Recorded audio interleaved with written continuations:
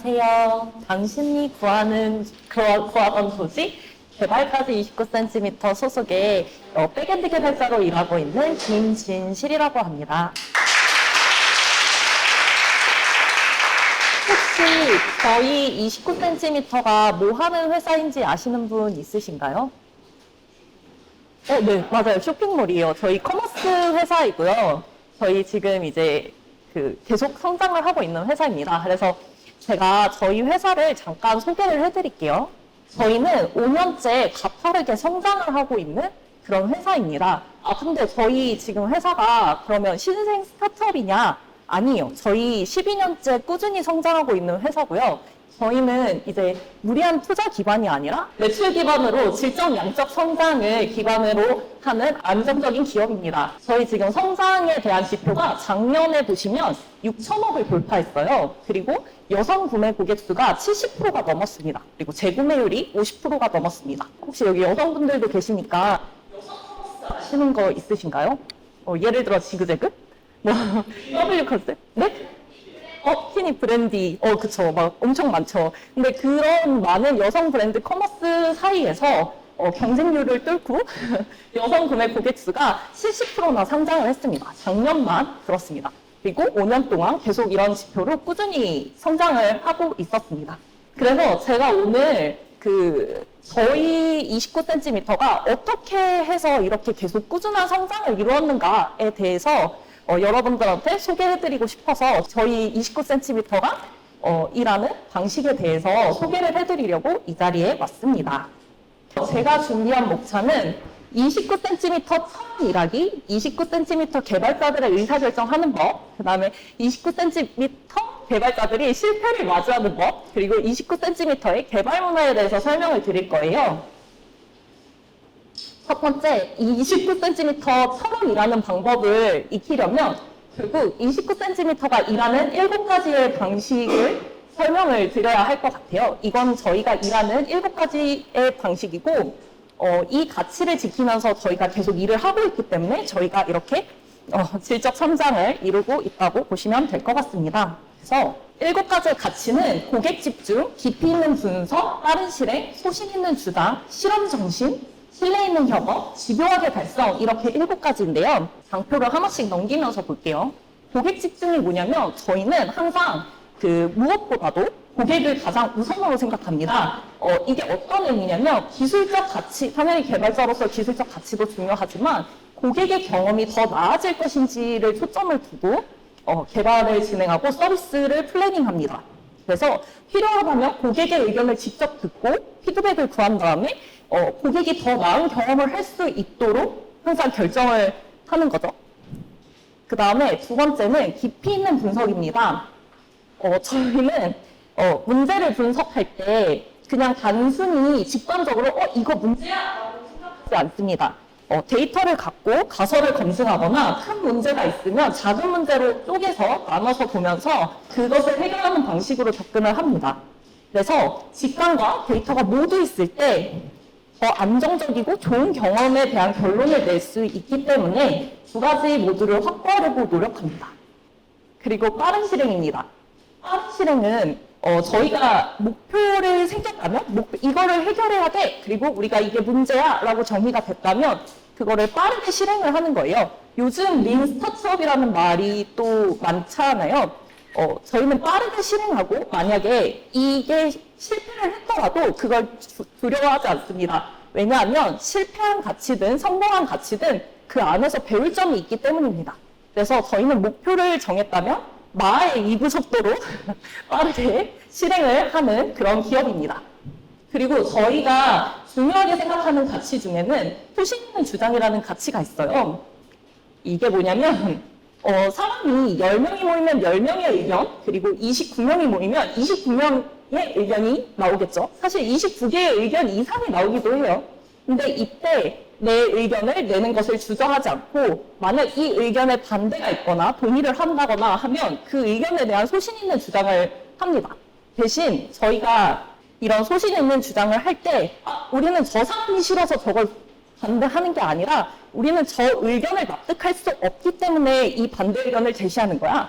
또는 내가 저 사람이 좋아서 이 의견을 동의하는 게 아니라 내가 이 의견에 충분히 납득이 갔기 때문에 동의를 하는 거야 라고 자신의 의견을 잘 어필을 해야 합니다. 또 어필을 해야 되고, 만약에 내가 납득하지 않는 의견이 있다면 그 의견에 대해서 내가 납득할 수 있을 때까지 챌린징을 하는 게 저희의 7가지 방식 중에 하나입니다. 그리고 5번째, 실험 정신입니다. 아까 사실 이제 29명이 모이면 29개의 질문이 나오듯이, 29개의 의견이 나오듯이 29명이 모여 있으면 또 서로 각자 다른 생각이 또 나오겠죠? 근데 이런 생각이 가설이, 예를 들어 A를 하면 B가 더 좋아질 거야 라는 가설을 세웠을 때 이런 부분들이 있다면 과감하게 실험을 합니다. 그리고 실험을 하고 아까 저희가 빠른 실행에서 이야기한 것처럼 실패를 하거나 성공을 하더라도 성공을 할 땐 당연히 좋은 거죠. 실패를 하더라도 그걸 두려워하지 않고 다시 문제를 재정의하고 그 다음에 다시 질문을 던지고 그렇게 해서 이제 빠른 성장을 만들어 갑니다. 그리고 저희 나머지 2개의 가치는 제가 진짜 중요하게 생각하는 가치인데요. 29cm의 협업은 항상 동료의 신뢰를 기반으로 만들어집니다. 동료의 신뢰란 무엇이냐면 예를 들어 그런 거죠. 내가 저 사람이 못 믿어오면 저 사람이 어떤 의사결정을 해도 사실 따라갈 수가 없는 거예요. 근데 저 사람의 의사결정을 항상 이제 무조건 존중하라는 건 아니죠. 근데 그 사람의 의사결정이 항상 그 사람이 역할과 책임을 다하고 있다라고 생각을 하고 그 동료를 신뢰하면서 이제 그 의사결정을 들어야 하는 거고, 만약 아까 말한 것처럼 납득이 가지 않는다라고 하면 소신 있는 주장을 통해서 끊임없는 챌린징을 하면 됩니다. 그래서 저희는 신뢰 있는 협업을 하기 위해서 예를 들어 실수나 잘못을 했을 때, 실패를 경험했을 때도 그 사람을 지탄하기보다는 그것을 명백하게 시인하고 또 스스로도 명백하게 시인하고 내가 이걸 잘못했어 라고 얘기를 하면서 그걸 빠르게 수정할 수 있는 길을 또 모색하는 게 저희의 신뢰 있는 협업의 자세입니다. 그리고 마지막으로 저희 29cm의 많은 직원분들, 동료분들이 사실 가장 많이 가지고 있는 일하는 방식인 것 같아요. 집요하게 달성입니다.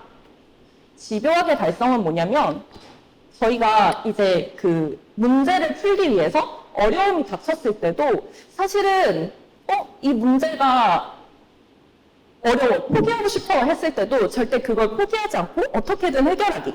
한 번 더 도전해보고 이게 아니야? 그럼 되돌아왔을 때, 실패했을 때 이게 잘못됐나? 하면 다시 실패를 검증하고 다시 도전을 하고 저희가 목표를 달성할 수 있게끔 그 안에 도전을 하는 겁니다. 그래서 끈기 있게 항상 집요하게 목표를 달성하고 원하는 결과를 만들어내는 겁니다. 중요한 건 기간 안에, 계획된 기간 안에 목표를 달성해야 되고, 이 목표를 달성하기 위해서 다른 사람에게 도움을 청하는 것도 두려워해서는 안 된다는 것입니다. 이렇게 저희가 29cm가 일하는 7가지 방식, 기본 방식의 그 설명을 드렸는데요. 이 방식을 통해서 저희가 제가 생각하는 개발 가치가 29cm가 일하는 방식과 매우 닮아있다라고 생각을 했습니다. 저는 개인적으로는 Tech is better than life라고 생각하는데요. 개발은 사실 개발 자체로 고귀하거나 빛나는 것이 아니라 고객의 삶을 좀 더 내 개발을 통해서 기술이 삶을 더 나아지게 만들어야 된다라고 생각을 해요. 그래서 저희 29cm가 아까 일하는 방식, 고객에 집중해서 문제를 해결하고 고객의 경험이 더 나아지게 하는 방식이 제가 생각하는 기술적 가치랑 매우 닮아있다라고 생각했습니다. 그래서 29cm의 개발 조직이 의사결정을 하는 법에 대해서 한 번 더 이야기를 드릴게요. 저희는 사실 다른 분들은 프로젝트를 시작할 때 우리 안에서 어떤 목표를 정할 것인지 혹시 프로세스를 가지고 계신 분들이 계신가요? 조직이 있나요? 아니면 문제를 발휘할 때 이거 문제야 라고 하고 이 프로젝트 해야 돼 하고 급격하게 시작을 하나요? 어떤가요? 저희 조직 문화에 대해서 먼저 소개를 해드릴게요. 저희는 OKR을 통해서 분기별 목표를 설정합니다. 그래서 매 큐가 시작할 때마다 우리가 이런 문제를 겪고 있어. 우리의 고객이 이런 문제를 겪고 있어.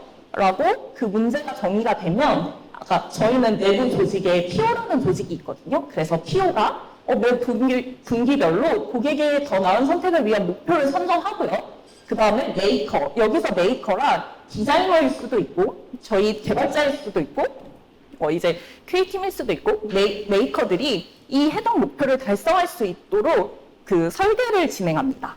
그래서 저희는 매 분기에 한 번씩 이 목표를 설정을 하고요. 이 목표가 사실 저희는 항상 120%를 기준으로 목표를 설정을 해요. 그래서 이제 100%로 설정을 할 수도 있지만 120% 설정하는 이유가 더 높은 목표를 설정을 했을 때 그 목표를 달성하는 이게 더 성취가 높아질 거라고 예상하기 때문에 120%로 목표를 설정하고 그 다음에 마을 속도로 달려가서 그 문제를 해결하려고 노력합니다. 네. 네. 월급도 120%. 월급은 120%로 저희 야근 수당이 있긴 합니다. 하지만 저희 야근할 정도로 문제를 막 이렇게 설계를 하거나 일하는 방식이 뭔가 야근을 보장하는 방식은 아니고요. 단지 여러분들의 열정을 120%로 올려줬으면 하는 방식입니다. 그리고 저희가 의사결정을 할 때는 항상 원팀 마인드로 결정을 해요. 그래서 원팀으로 이어지기 전까지 우리가 원팀으로 하나가 되는 의사가 맞춰지기 전까지는 끊임없이 챌린징을 합니다. 혹시 이 애니메이션 아시나요? 그 유이왕이라는 애니메이션 아시나요? 그래서 네, 전부를 걸고 내 녀석에게 지원을 신청한다. 딱 이 말이에요.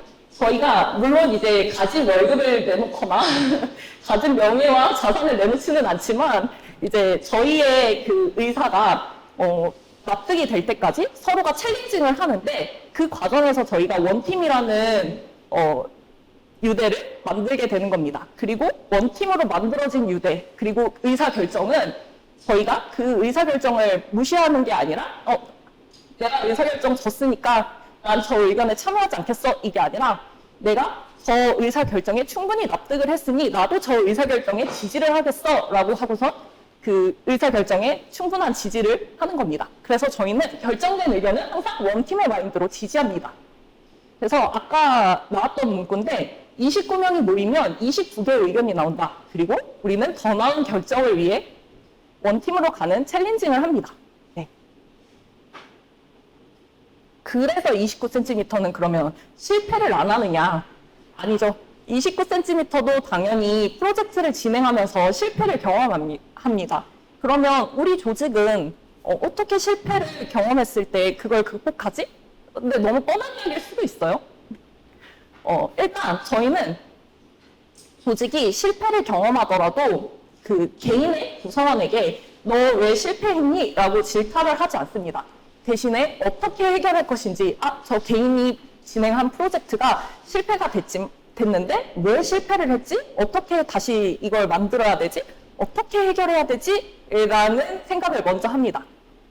이게 실제로 제가 이게 되게 부끄러운 이야기지만 최근에 실패한 프로젝트가 하나 있었어요. 그래서 제가 되게 의기소침해 있었는데 제 리더들이 저한테 네가 실패했으니까 이걸 모두 다 떠넘겨 이게 아니라 너의 의사결정에 내가 충분히 모니터링을 하지 못한 책임도 있다라고 하면서 그 실패의 그 고통을 같이 분담해 주시고 실제로 이 문제가 다시 해결될 수 있도록 TF를 결성해 주셨습니다. 그래서 저는 이제 저희 조직은 이런 실패에 대해서 두려워하지 않습니다. 왜냐하면 언젠가 우리가 다시 성공할 것을 이걸 다시 계속 도전하면서 트라이하면서 성공을 할 것을 알고 있기 때문입니다. 그래서 저는 그러면 아까 실패를 경험했잖아요. 그러면 저는 어떻게 실패를 극복했을까라고 하면 저는 사실 실패한 사실을 계속 지속적으로 마주했습니다. 근데 이게 자존감을 떨어뜨리는 내가 실패했어, 난 실패다 이런 마주함이 아니라 내가 무엇으로 인해서 실패를 했지? 나의 실패를 계속 회고를 하고 복기를 하면서 내가 이런 의사결정을 잘못 내렸기 때문에 실패를 했어. 그래서 결론이 끝나는 게 아니라 그럼 난 이걸 극복하기 위해서 어떻게 해야 되지? 어떻게 하면 이걸 다시 뒤집을 수 있을까? 어떻게 하면 이 지금 상황이 더 나아지게 할 수 있을까를 저는 계속 고민을 했습니다. 그래서 사실 아직까지 막 이렇게 되게 100%다 회복이 된 건 아니에요. 저도 실패를 계속 경험을 하다 보면 사실 이제 힘들죠. 좌절이 될 때도 있죠. 하지만 내가 마주한 그 실패들을 계속 대면함으로써 그 실패가 약간 무덤해질 때까지, 그리고 내가 그 실패가 아닌, 실패의 사실이 아닌 실패를 극복하는 방식에 집중할 수 있도록 계속 실패를 맞이합니다. 회고를 하고 어떻게 하면 더 할지 고민을 하는 거죠. 네, 일단 개인의 실패를 맞이하는 법은 이렇게 마무리하겠습니다. 그리고 이제 저는 사실 저희 29cm의 개발 문화를 좀 자랑하고 싶어서 한번 준비를 해봤어요. 저희가 여러 가지 개발 문화를 가지고 있는데 그 중에 하나는 엔지니어링 데이를 운영하고 있습니다. 이게 흔히 말하면 저희는 조직이 기능 조직과 목적 조직으로 두 개로 나눠져 있어요. 기능 조직은 백엔드 개발자, 프론트 개발자, 뭐 데이터 엔지니어 이런 식으로 나눠져 있는 거고, 이제 목적 조직은 저희가 아까 문제 해결을 위해서 그 문제 해결을 격화하기 위해서 만들어진 말 그대로 목적성이 있는 조직이에요. 그래서 그 목적성이 있는 조직에서는 또 그 목적성이 있는 조직대로 위클리를 하지만 저희 백엔드에서는 또 이렇게 별도로 엔지니어 데이를 위클리로 만듭니다. 위클리로 진행하고 있습니다. 근데 이 위클리가 단순 위클리가 아니에요. 그러니까 우리가 업무를 뭐 했어? 이런 걸 공유하는 자리이기도 하지만, 내가 뭘 하고 있음을 공유하는 자리이기도 하지만, 사실 이 위클리는 모두의 경험을 이제 공유하기 위해서 만든 자리예요. 예를 들면 저 이 문서를 이미지를 첨부해놨는데요. 저희가 이런 걸 의사결정을 하자, 또는 이번에 보면은 내가 SQS 메시지 포맷을 카멜로 확장함 이런 식으로 컨벤션을 공유하기도 하고, 또는 내가 이런 걸 경험해봤는데 이게 너무 좋았어, 또는 진짜 쉽게는 내가 내 아이디 설정이 이런데 이 아이디 설정해봐 진짜 편해, 이런 경험들도 공유를 하기도 해요. 물론 기술적인 고민들도 하죠. 내가 개발을 했는데 개발하다 이런 문제를 부딪혔어. 근데 이 문제를 이렇게 풀었어. 너희들은 이런 거 삽질하지 마 하면서 이제 러닝 커브를 줄이는 공유도 합니다. 근데 이 공유를 이런 걸 하게 되다 보면 보통 조직에서는 약간 시니어 개발자들, 좀 연차가 있는 개발자들, 뭔가 많이 아는 개발자들이 약간 독점해서 이렇게 공유를 하게 돼요. 그게 누가 강요하는 건 아닌데 자연스럽게 주니어 개발자들은 공유를 잘 안 하게 되고, 시니어 개발자들이 내가 아는 지식들을 계속 내려놓게 됩니다. 그러다 보면은 공유의 포인트가 계속 뭔가 나도 뭔가 되게 대단한 걸 공유해야 돼 라고 생각하게 되잖아요. 근데 저희는 엔지니어 데이 할 때 항상 그 얘기를 해요. 대단한 거 아니어도 돼, 사소한 거여도 돼, 네가 알게 된 것들 공유를 해줘, 모두에게. 다른 사람들도 모를 수 있잖아 라고 이야기를 하면서 그런 분위기를 항상 만들어줘요. 그러다 보니까 저희는 사실 시니어 개발자들이 그 주니어 개발자들이 본인들이 겪은 러닝 커브를 어떻게 줄이는가에 대한 그런 경험들을 공유하는 자리가 진짜 많습니다. 그래서 저희는 엔지니어링 데이를 이렇게 운영을 하고 있고요. 이거는 백엔드만 운영하는 게 아니라 프론트도 같이 운영을 하고 있어요.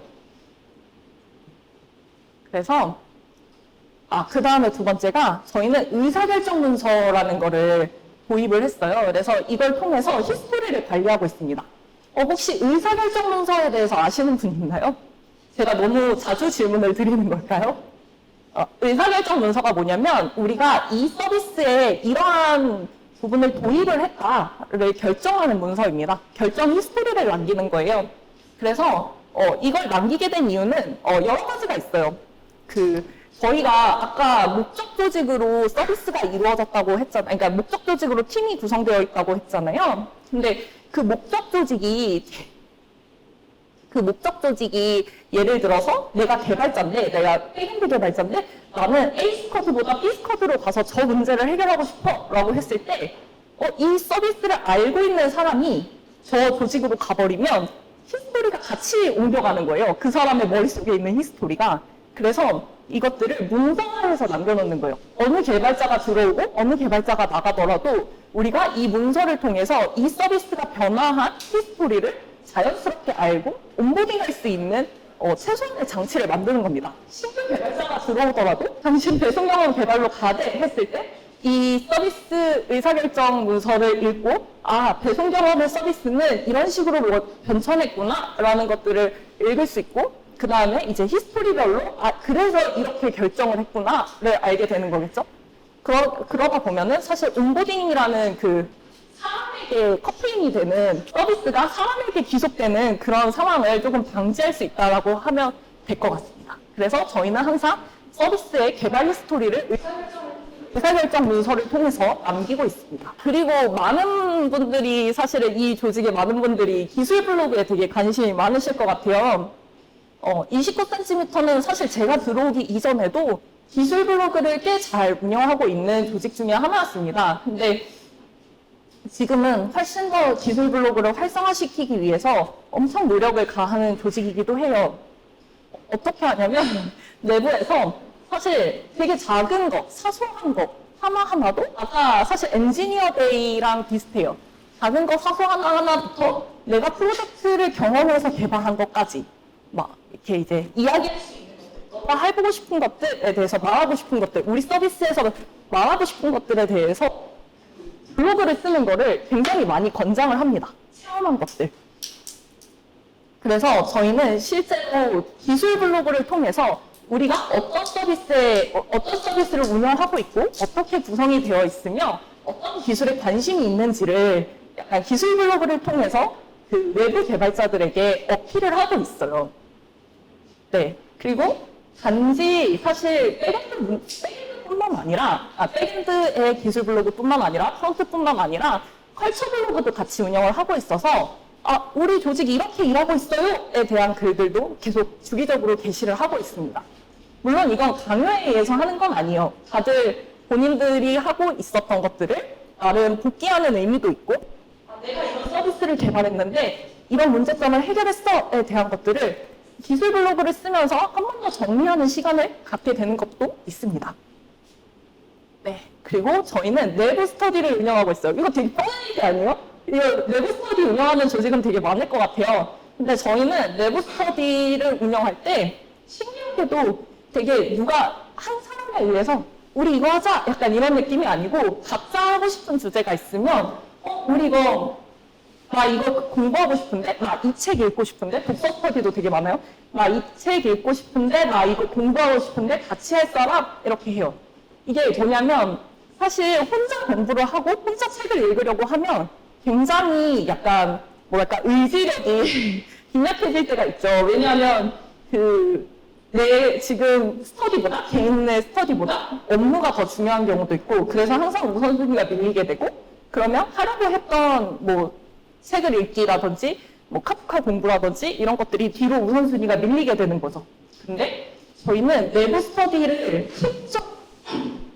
팀에서도 장려를 하고 있고 이 부분에 대해서 사람들이 굉장히 서로 가지고 있는 것들을 나누려고 공유하려고도 하고 적극적으로 참여를 하려고 또 하기 때문에 내부 스터디 운영이 굉장히 많이 활성화가 되어 있습니다. 그래서 진짜 실제로 저도 스터디를 운영하기도 하고 제가 입사 때부터 꾸준히 참여하고 있는 스터디도 있어요. 아침 9시에 모여서 내가 그냥 개인 공부한 거를 공유하는 그런 스터디인데 저한테는 그게 되게 도움이 많이 됐었거든요. 그래서 이런 분위기들이 계속 조성이 되어 있다. 근데 아무도 강요하지 않는데 다들 자율적으로 잘 참여해요. 왜냐하면 우리가 계속 이런 걸 공부해야 돼 라는 것들을 약간 은연중에 약간 흐르니까 그런 분위기를 조성하고 있으니까 그럼 우리도 저거 해보자 라고 하면서 하고 그것도 리더가 그래 스터디 해봐 하면서 또 지지도 해주고 그러다 보니까 저희는 내부 스터디가 굉장히 많이 활성화가 되어 있는 편입니다. 네. 일단 제가 준비한 발표는 여기까지고 혹시 궁금하신 부분이 있으면 질문을 주셔도 될 것 같습니다. 네, 이상입니다. 안녕하세요. 이번에 멘토 발표를 하게 된 이광이고요. 제가 꼭 필요하다고 생각되는 것들 좀 담아보긴 했어요. 어떻게 보면은 기본적인 걸 이미 알고 계신 거일 수도 있는데 또 그 기본이 더 중요하잖아요. 그런 내용들을 알고 있으니까 잘 한번 제가 잘 발표해 보도록 하겠습니다. 감사합니다. 네, 골목기업에서 빅테크 기업으로 이제 제목을 잡았는데, 예, 스타트업에서 그런 3, 40조 밸류의 기업으로 갔던 그런 경험을 좀 담았다고 봐주시면 될 것 같습니다. 네, 그러면 이제 첫 서비스 시작은 아마도 저희가 익히 떠올릴 수 있을 거예요. 예를 들면 뭐 직접 만든다든지, 아니면 무신사나 아니면 뭐 나이키 매니아처럼 그냥 카페로 시작할 수도 있겠죠. 그런 케이스에 빗대어서 좀 설명을 드리도록 하겠습니다. 네, 아마 그 스타트업을 시작하면 그 대표님들이 생각하는 게 몇 가지 안 될 거예요. 아, 사업을 시작해야지 라고 생각한다면 아마 크게 두 가지예요. 내가 직접 만들어야지. 아마 개발자 출신들이 아마 그러겠죠. 이제 두 번째는 개발 능력은 없는데 이제 온라인 서비스를 이용해서 사업을 하는 게 있을 수 있어요. 네이버 카페, 뭐 인스타그램, 뭐 이런 것들. 그래서 크게 두 가지로 좀 볼 수가 있습니다. 자, 직접 만드는 방법은 익히 알고 계실 거예요. 뭐 간단한 웹서버 하나 두고, 그 다음에 데이터베이스 하나 두고, 그 다음에 관리 사이트 하나 만들어야겠죠. 왜냐하면 서비스 운영을 해야 하는 거니까. 스타트업들이 아마 이렇게 시작할 것 같아요. 그래서 보시면은 아마 제로보드도 있고, 뭐 카페24도 있고, 또는 이제 돈이 있다, 투자를 받았다, 그러면 이제 클라우드를 활용을 하겠죠. 이제 돈이 없다, 그러면 이제 카페24나 이런 싼 곳을 이용하겠죠. 내가 이게 바로 이제 직접적으로 만들 때, 직접적으로 서비스를 만들 때 일반적인 형태라고 생각하시면 될 것 같습니다. 이게 무슨 사이트로 보이시나요? 딱 이름이 써있긴 하거든요. 네, 이 쿠팡의 첫 모습입니다, 이게. 엄청 생각했던 것보다 좀 약간 사이트가 안 좋죠. 이게 바로 이게 제로보드. 그런 게시판을 약간 커스터밍 해가지고 사이트를 시작했고, 이때 첫 소셜 상품 딜 하나를 만들어가지고 사업을 시작을 했습니다. 그래서, 저희가 직접 만든다는 의미는 뭐 우리가 화려한 그런 사이트라기보다는 이렇게 우리가 보기엔 되게 허접하지만 이렇게 사업이 시작될 수도 있다. 이렇게 이해해 주시면 될 것 같습니다. 자, 그리고 그 다음 사이트가 이제 burnout.com인데, 이제 이게 쿠팡에 인수됐던 회사예요. 그래서 여기에 계셨던 대표님이 카페24에서 월 10만 원도 안 되는 돈으로 이제 운영을 하고 계셨었어요. 데이터베이스도 사고, 그다음에 이제 웹서버도 해가지고, 그다음에 뭐 그런 온갖 그 펜션들, 전국에 있는 펜션들을 크롤링 해가지고 예약을 대신 해준다든지 그렇게 사업을 시작하셨고, 그러고 나서 이제 여행에 대한 수요가 이제 쿠팡에서도 커지다 보니까 보시는 것처럼 이제 떠나요 인수하게 됐습니다. 몇십억이 돼가지고. 그래서 이런 식으로 자기가 사이트를 만들어서 키울 수도 있고 또는 매각할 수도 있고 이런 케이스들이 있습니다. 자, 그러고 나서 이제 방금 이제 직접 만든 케이스였고, 이번에는 이제 인터넷 기업을 이제 외부 서비스를 이용할 때, 이제 보통 인스타그램이나 네이버 카페, 뭐 쇼핑몰, 또는 직접 내가 팔 수 있는 상품을 갖고 있다 그러면 셀러로 참여해서 그냥 그런 쿠팡이나 이런 네이버 쪽에 그 네이버 쇼핑에 상품을 등록하고 할 수 있겠죠. 그때는 사실 개발자가 필요 없잖아요. 그죠? 바로 그냥 사업을 시작할 수 있는 거죠. 보시면 이제 서비스 플랫폼에다가 저희가 상품을 등록하고 그리고 바로 고객한테 서비스를 할 수 있겠죠. 네, 이렇게 직접 만드는 케이스랑 그 다음에 외부 서비스를 활용한 두 가지 케이스.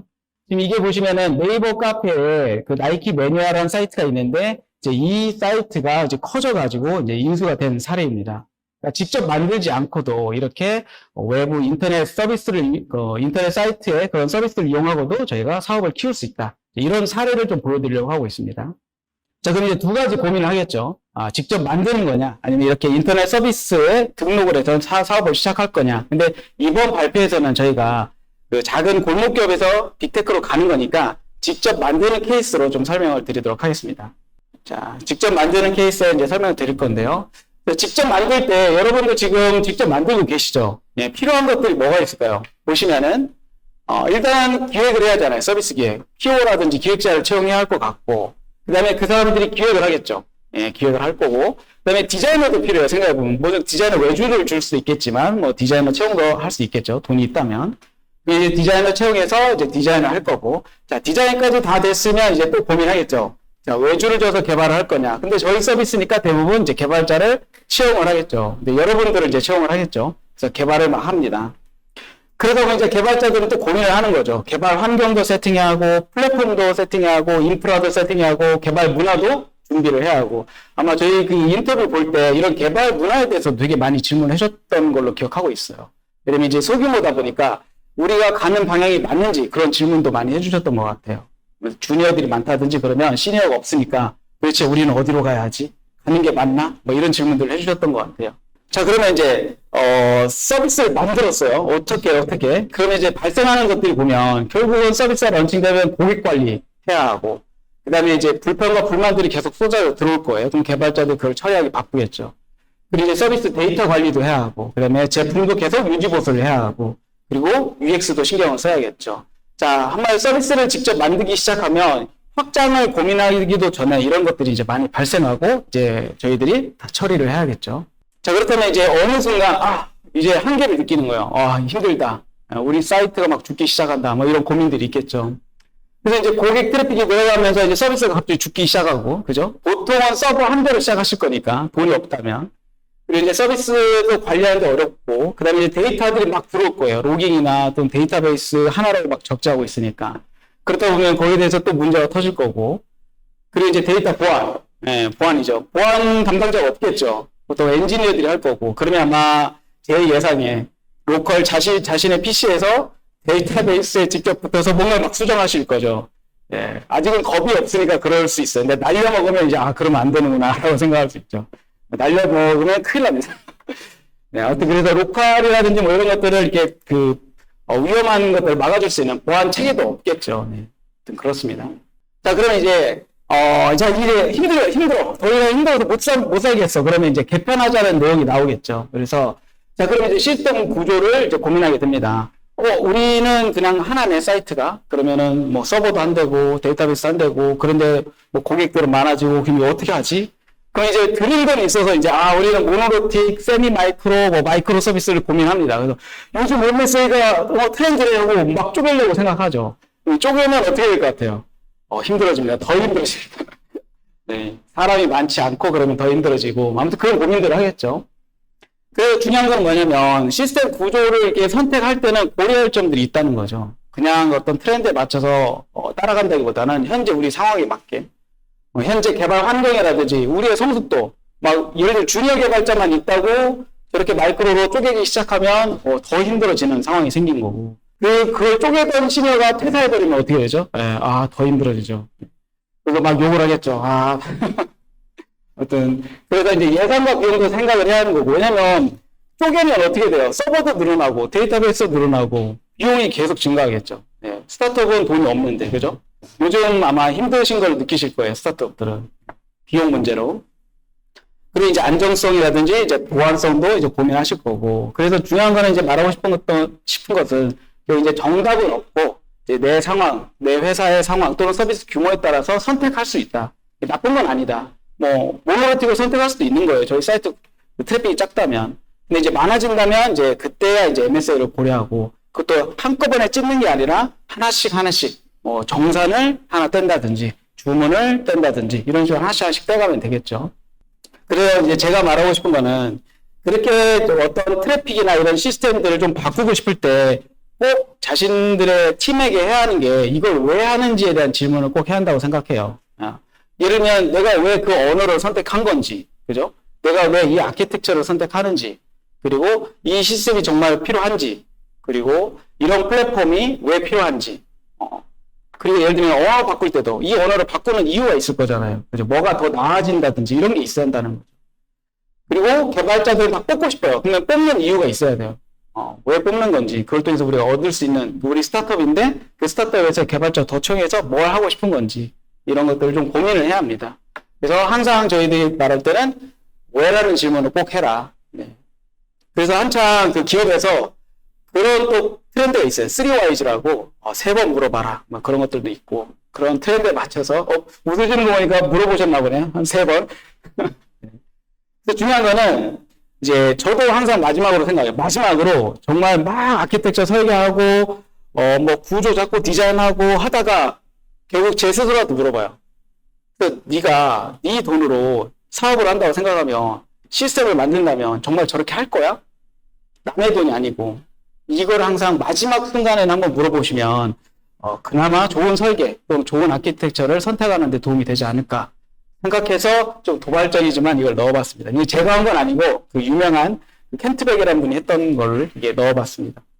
네, 그래서 이제 여기서 이제 나머지는 앞에는 이제 부연 설명이고, 그래서 이제 기본적으로 우리가 해야 할 게 뭔가 그러면은 기본적으로 우리가 갖춰야 할 시스템 구조 확장은 아마 교과서적이에요, 사실은. 그래서 그거를 살펴보도록 하겠습니다. 자, 기본적으로 우리가 해야 하는 건 딱 그거예요. 서버가 많아지면, 분산해야겠죠. 트래픽을 분리해줘야 하니까 로드 밸런서를 적용할 것이고, 데이터베이스도 하나 가지고는 안 되겠죠. 왜냐면 하나가 죽으면 어떻게 돼요? 서비스 중단이죠. 그러면 또 다중화를 할 거고. 그 다음에, 데이터베이스에 부하가 너무 많이 가면 어떻게 하죠? 우리가 배운 거 있잖아요. 캐시 적용하고. 그죠? 그리고 이제 그런 이미지라든지 정적 컨텐츠들에 대한 서빙을 굳이 웹 프레임워크가 담당할 필요가 없잖아요. 그러면 CDN 도입해서 CDN에다가 정적 컨텐츠 다 부어놓고. 그리고 이제 뭔가 스타트업도 주기적으로 뭔가 모아서 처리하는 일들이 있을 거잖아요. 그러면 이제 배치가 필요하구나. 그러면 배치를 또 만들겠죠. 그래서 배치 시스템 분리하고. 그리고 이제 트래픽이 많아지고 그거를 이제 혼자의 서버에서 하나의 서버에서 담당하기 어려우면 저희는 이제 분리를 해야겠죠. 이제 도메인 단위라는 개념이 나오죠. 그래서 막 DDD 책을 읽고 그러시겠죠. 예. 어렵겠지만. 아무튼 중요한 건 도메인 단위 시스템 분리를 고민하실 거고. 그리고 이제 마지막으로 이제 도메인을 분리하면은 그들끼리 통신을 할 거잖아요. 그럼 그들끼리 통신에는 또 뭔가 메시지 송수신을 하는 것들을 또 넣겠죠. 그 다음에 이제 마지막으로는 그 카카오톡 그 장애 때도 보셨지만 지역 한 곳에 있는 데이터베이스에 두지 않고, 그러니까 그 데이터 센터에 두지 않고, 이제 데이터 센터를 여러 곳으로 분산하는 거. 그것까지 이제 마지막으로 가겠죠. 하지만 이제 저희는 아직 여기까지 갈 필요는 없겠죠. 왜냐면 이미 충분히 위에 있는 것만 적용을 해도 충분한 그 조단위 회사까지도 갈 수 있으니까.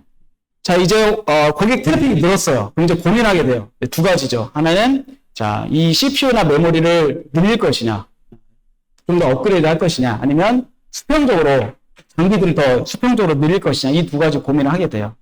첫 번째는 아마 수직적 확장만 좀 해볼 거예요. 그죠? 수직적 확장을 한번 해보고, 그것도 안 되면은 결국 수평적 확장으로 가겠죠. 그래서 저희는 크게 이 두 가지를 항상 고민하게 됩니다. 자, 그리고 저렇게 하는 이유가 뭘까 보면, 딱 이거 하나예요. 빅테크로 갈 때, 우리는 그 엄청난 트래픽을 견디고 싶어의 핵심은 사실 이것도 있어요. 단일 장애점을 없애는 거. 서버 한 대인 경우, DB 한 대인 경우, 이걸 다 없애는 거예요. 그래서 서버도 여러 대, DB도 여러 대. 이런 식으로 다 늘려가는 게 이게 핵심입니다. 그래서 저희 대부분 빅테크의 아키텍처 리뷰나 이럴 때 보면 이거를 꼭 지적해요. 네. SPOF가 있는지. 디자인 리뷰 문서를 보고, 저희 단일 장애 지점인데 저거 괜찮겠습니까? 안 되겠죠. 그러면 방법을 이제 아키텍처 디자인을 바꾸겠죠. 그래서 항상 이거를, SPOF를 고민하셔야 합니다.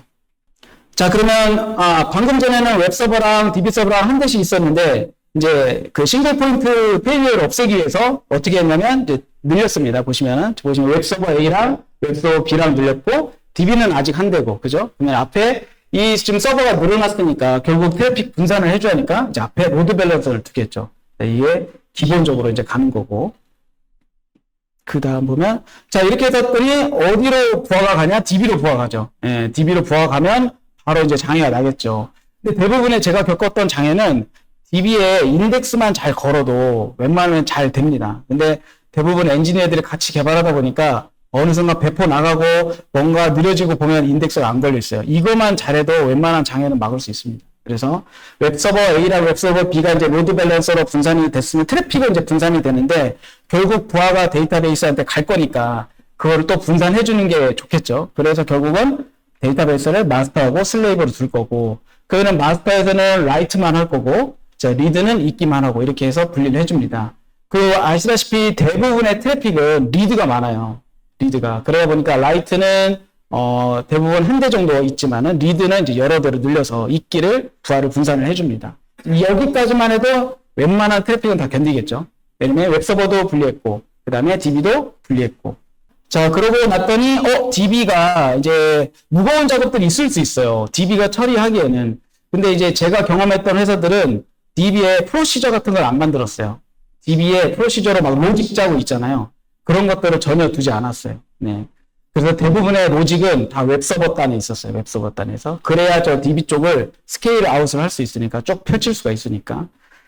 근데 그렇다 하더라도 무거운 작업이 있으니까 결국은 그 무거운 작업을 DB까지 가지 않고도 서빙을 해주려면 DB보다는 더 싼 캐시를 두겠죠. 여기까지만 해도 또 엄청나게 트래픽을 견딜 수가 있죠. 그리고 넘어가면, 그러다 보니까 이제 웹서버 이미지 파일이라든지 CSS 파일이라든지 자바스크립트 파일을 서빙할 필요 없죠. 그런 것들을 클라이언트에 가까운 위치에 있는 시스템으로 보여주면 얘네들이 서빙할 수 있으니까 또 이렇게 시스템을 여기까지만 가도 또 엄청난 트래픽을 또 받을 수 있어요. 왜냐면 웹서버로 가던 과정이나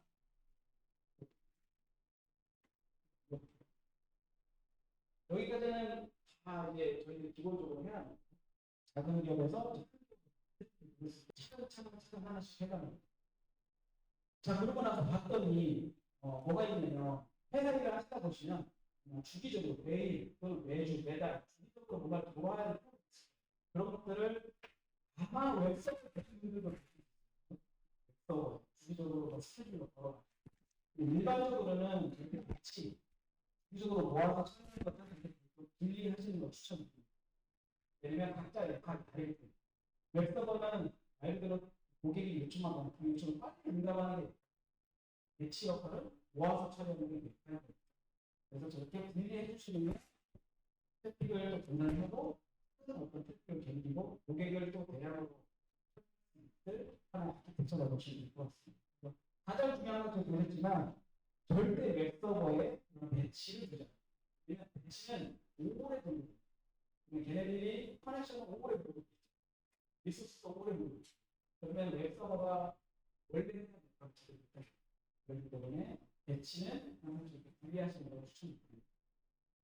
여기까지가 이제 배치 쪽에 지금 우리 시스템이 점점 커져가고 있죠. 점점 더 트래픽을 처리할 수 있습니다. 이제 시스템의 규모가 이제 더 커지는 거예요. 그러니까 어떻게 되냐면 막 코드를 저장하면서 모든 모듈들이 백엔드 배치 다 있겠죠. 그렇다 보면 엄청 복잡도 올라가요. 그렇다면 이제 그런 코드 저장도 분리하면서 시스템도 역할에 맞게 분리하고자 하는 의미가 생길 거예요. 그때 이제 저희가 도메인이라는 용어를 꺼내요. 도메인이라는 건 결국 저희가 해결하고 싶은 문제 영역을 말하는 주문은 주문의 영역이고 정사는 정산의 문제를 갖고 싶은 거. 그렇게 분리하고자 하는 의미가 생기면 이런 식으로 시스템을 각 도메인 단위로 분리했겠죠. 하지만 기본은 똑같죠. 보시면 주문으로 분리하든 정산으로 분리하든 아까 말씀드렸던 웹서버 DB 이중화, 그 다음에 캐시, 배치는 다 별도로 가져져요. 그러면 돈이 안 들죠. 다 돈이. 하지만 그 대신 돈은 엄청난 돈을 가져갈 수 있어요. 이렇게 가져가고 그럼 이제 생각이 들 거예요. 캐시랑 배치는 같이 써도 되지 않나? 라고 했는데 얘도 근데 시각 포인트가 됐어요. 만약에 같이 써도 배치가 만약에 같이 쓰는 경우는 배치가 하나 주었더니 주문도 안 되고 주문 배치도 안 되고 정산 배치도 안 되고 다 큰 기업에서는 그러면 안 되죠. 그렇기 때문에 각 도메인별로 분리해서 주문 배치가 적절해지고 정산은 되고 이런 식으로 시각 포인트를 하나씩 그러면서 스케일을 계속 올려갑니다. 이게 수십 개라고 생각합니다. 그랬더니 생각해보시면 저렇게 시스템을 찢으면 시스템끼리 통신을 해야죠. 이제 API 통신으로 생각하는데 API 통신은 알다시피 옮기잖아요. 요청하고 기다렸다가 그러다 보면 그런 많은 트래픽이나 또는 성능 같은 데서 이제 이슈가 생기기 시작하고 API 실패나면 어떡하지?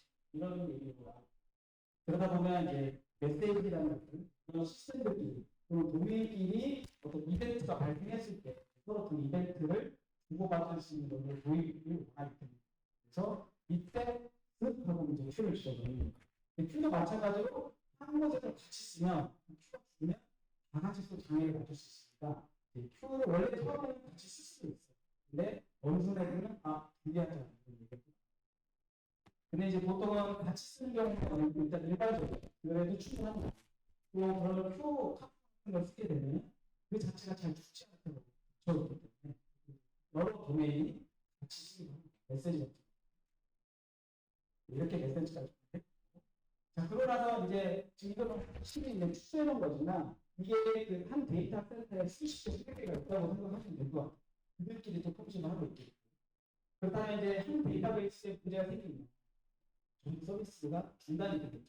특히 뭐 작은 기업일 때는 상관없잖아요. 그죠? 서버를 다시 찾아가면 깨끗하게 금방 복구한다든지 이런데 큰 기업은 엄청난 고객이 있기 때문에 그걸 견딜 수 없는 거예요. 그렇기 때문에 그걸 위해서 데이터 센터를 또 분산해가지고 어떻게 보면 데이터 센터로 하나만 두면은 얘는 앞에서 보셨던 시계급 디펜드가 되는 거죠. 얘는 단일이. 그래서 또 카카오톡 자기에 보면은 단일 데이터베이스로 둘이 나니까 다 중단됐듯이 그걸 하게 될지 이중을 하는 거죠. 그래서 결국 이제 시스템, 자 이렇게 하려면 기본적으로 갖춰야 있어요. 저렇게 막 분리한다고 다 되는 게 아니고 저걸 하려면 인원들이 뭔가 제대로 서비스할 수 있는 기반이 있어요. 그 기반이 뭐냐면 필수적으로 로깅 잘 남겨야 돼요. 시스템 운영하는 로깅 잘 남기고 모니터링 잘하고 그다음에 지표 잘 수집하고 빌드, 배포, 테스트 확장 잘 갖춰져야 저렇게 시스템을 쫙 분리했을 때도 잘할 수 있는 거예요.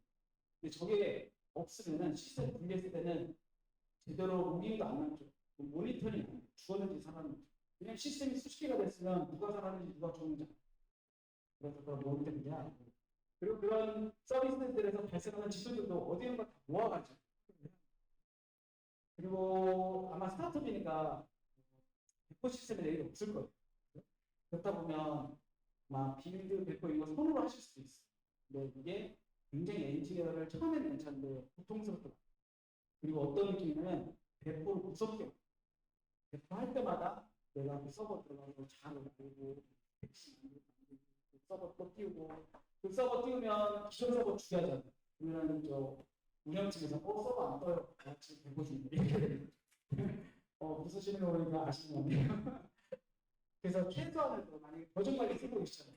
깃허브나 깃랩이나 거기에 보면 그런 빌드나 배포 같은 걸 지원을 하고 있으니까 최소한의 깃허브 액션이나 이런 것들에서 배포를 자동화하고 그 자동화하면 결국에 또 자동화돼요. 그걸 해야 여러분들이 빠르게 성장하고 싶을 때 성장할 수 있어요. 왜냐면 그런 기사들 많이 보잖아요. 빅테크는 하루에도 수십 번 배포한다. 스타트업도 그게 할 수 있습니다.